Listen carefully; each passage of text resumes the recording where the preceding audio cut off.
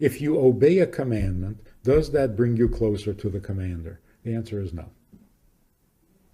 Because being obedient is not a closeness. Obedience is from a distance.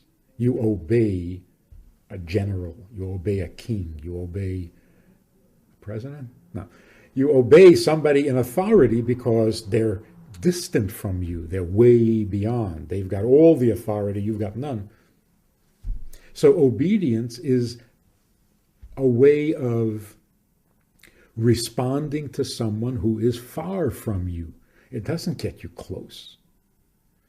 In fact, the more you realize how far you are, the more obedient you're going to become.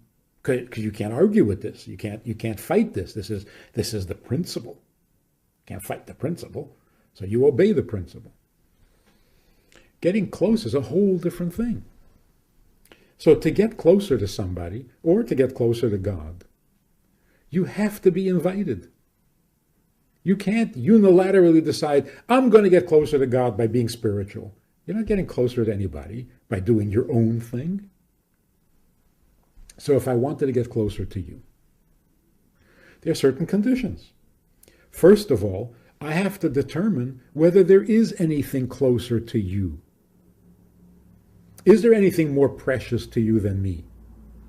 Because if there isn't, then that's the end of the road. I can't get any closer. There is no closer. That's it. If there's something more precious to you than me, then I'm jealous.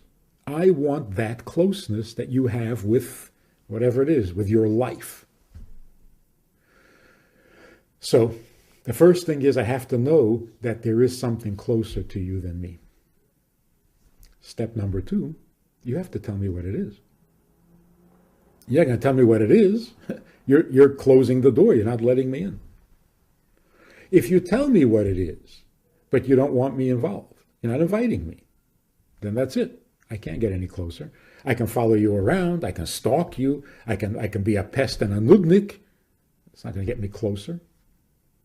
So if there is something closer to you than me, if you'll tell me what it is, if you'll invite me in, and then I do it, now I am as close as that, whatever it is, I'm as close as that is to you, which is closer than I was before.